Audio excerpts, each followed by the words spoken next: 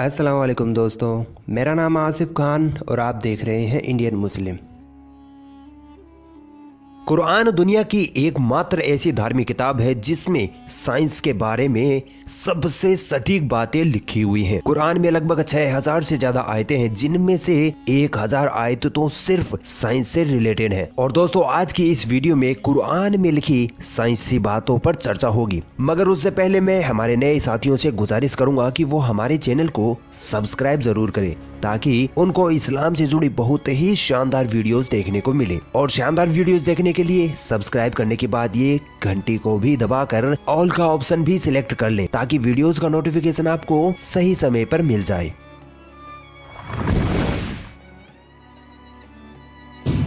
एक लंबे समय तक यूरोपीय वैज्ञानिकों का मानना था कि पृथ्वी सृष्टि के केंद्र में है और सूरज, चांद और बाकी सारे ग्रह पृथ्वी के चारों ओर परिक्रमा करते हैं, यानी चक्कर लगाते हैं। इसे जियोसेंट्रिज्म थ्योरी कहा गया। फिर 1512 ईस्वी में निकोलस कोपरनिकस ने बताया कि पृथ्वी नहीं बल्कि सूरज सृष्टि के केंद्र में है और पृथ्वी समेत सारे ग्रह उसके चक्कर लगा रहे हैं। 1980 के दशक तक विज्ञान यही मानता रहा कि सूरज हिलता डुलता नहीं है, यानी ना तो सूरज किसी ग्रह के चक्कर लगाता है और ना ही वह अपने अक्ष पर घूमता है। मगर बाद में साइंस ने यह खोज कर ली कि सूरज भी बाकी ग्रहों की तरह अपने अक्ष पर घूमता है और सूरज को अपने अक्ष पर एक पूरा चक्कर लगाने में लगभग 25 दिन लग जाते हैं। अब जरा देखिए कि कुरान ने सूरज के बारे में ये बात 1400 साल पहले ही बता दी थी।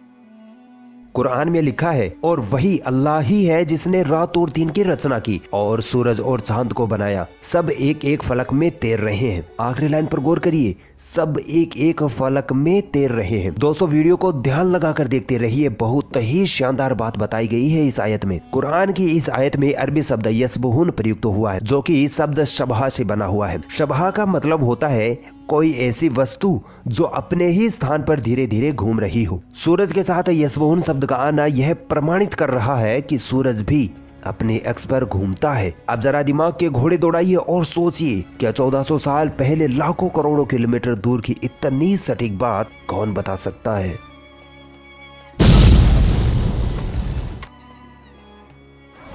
दोस्तों, सूरज का प्रकाश एक रासायनिक प्रक्रिया का नतीजा है जो सूरज के धरातल पर करोड़ों सालों से जारी है। वैज्ञानिकों का कहना है कि एक वक्त ऐसा आने वाला है जब ये रासायनिक प्रक्रिया बंद हो जाएगी और सूरज पूरी तरह से बुझ जाएगा, जिसके कारण धरती पर जीवन समाप्त हो जाएगा। अब जरा कुरान की इस आयत पर गौर करिए, और सूरज वह अपने ठिकाने की तरफ चला जा रहा है। इस आयत में अरबी शब्द मुस्तकिर का इस्तेमाल हुआ है, जिसका मतलब होता है एक निश्चित समय या एक निश्चित जगह। वैज्ञानिक आज कहते हैं कि सूरज एक निश्चित समय के लिए है, एक दिन वह खत्म हो जाएगा। सोचिए, 1400 साल पहले कौन था जिसने सूरज के बारे में इतनी सटीक बात कुरान में लिखी होगी। यकीनन वो मेरा रब अल्लाह ही है। दोस्तों, 80-90 साल पहले दुनिया का सबसे बड़ा सवाल ये था कि ये दुनिया, ये यूनिवर्स से वजूद में कैसे आई। फिर अचानक 1931 में एक वैज्ञानिक जॉर्ज लेमेत्रे ने कहा कि ये यूनिवर्स पहले एक सिंगल पॉइंट थी। फिर एक धमाका हुआ जिसकी वजह से ये चांद, सूरज, सितारे, पृथ्वी सब वजूद में आए। फिर कई सालों तक इस पे खूब रिसर्च हुई और इस बात को वैज्ञानिकों द्वारा मान लिया गया कि हाँ, एक धमाका हुआ था जिसकी वजह से ये यूनिवर्स वजूद में आई। फिर इस थ्योरी को नाम दिया गया बिग बैंग, यानी एक बड़ा धमाका। दोस्तों, कायनात की उत्पत्ति का पता तब लगाया गया जब बहुत से आधुनिक उपकरण मौजूद थे, तेज दिमाग वाले वैज्ञानिक मौजूद थे। तो ये कोई ज्यादा हैरान कर देने वाली बात तो नहीं लगती। हैरान कर देने वाली बात तो तब लगे जब इसी बात को 1400 साल पहले ही बता दिया गया हो, जिस वक्त ना कोई उपकरण था, ना कोई टेलीस्कोप और ना ही कोई तेज दिमाग वाला वैज्ञानिक। तो दोस्तों, हैरान हो जाइए, क्योंकि ये बात 1400 साल पहले कुरान में बता दी गई थी। कुरान में सृष्टि की उत्पत्ति के बारे में क्या लिखा है, जरा गौर से सुनना। क्या वे लोग जिन्होंने इनकार कर दिया है ध्यान नहीं देते कि यह सब कुछ आकाश और धरती परस्पर मिले हुए थे, फिर हमने इनको अलग किया। कुरान की इस आयत और बिग बैंग के बीच आश्चर्यजनक समानता से इनकार नहीं किया जा सकता है। बिग बैंग भी यही बताता है कि पहले आकाश और धरती परस्पर मिले हुए थे और एक धमाके के कारण ये सब कुछ अलग हुए, और कुरान की ये आयत भी हमें यही बता रही है।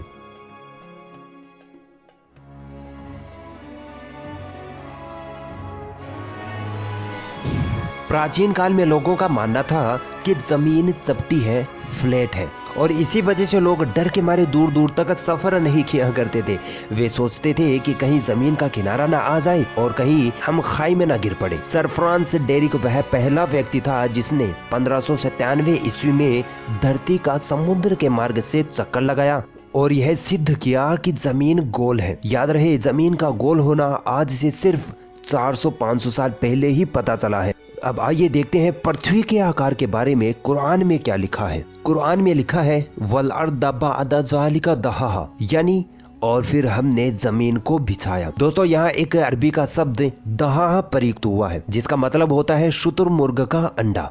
इससे साफ साफ पता चल रहा है कि पृथ्वी की बनावट एक अंडे के आकार की सी है, यानी कुरान के हिसाब से पृथ्वी गोल है, ना कि चपटी। और आज वैज्ञानिक भी यह मानते हैं कि पृथ्वी की बनावट एक अंडे के आकार की जैसी है।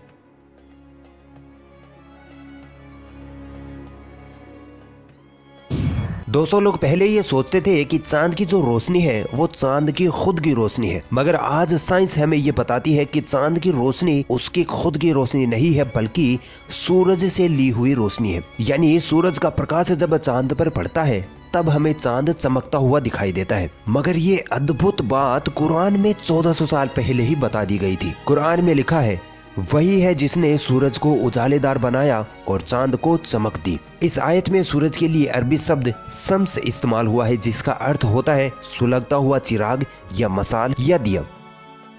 दोस्तों, ये तीनों चीजें ही खुद से रोशनी पैदा करते हैं, तो इससे हमें ये पता चलता है कि सूरज की रोशनी जो है वो सूरज की खुद की रोशनी है। जबकि इस आयत में चांद के लिए अरबी शब्द कमर यूज हुआ है और चांद की रोशनी के लिए मुनीर शब्द का इस्तेमाल किया जाता है जिसका अर्थ होता है बोरोड लाइट, यानी ली हुई रोशनी या रिफ्लेक्टेड लाइट। अब आप सोच सकते हैं कि 1400 साल पहले कुरान फरमाता है कि चांदनी चांद की खुद की रोशनी नहीं है बल्कि सूरज से ली हुई रोशनी है। और आज साइंस भी यही कहती है कि चांद खुद से नहीं बल्कि सूरज की रोशनी के कारण चमकता है। तो तुम अपने रब की किन किन नेमतों को झुठलाओगे?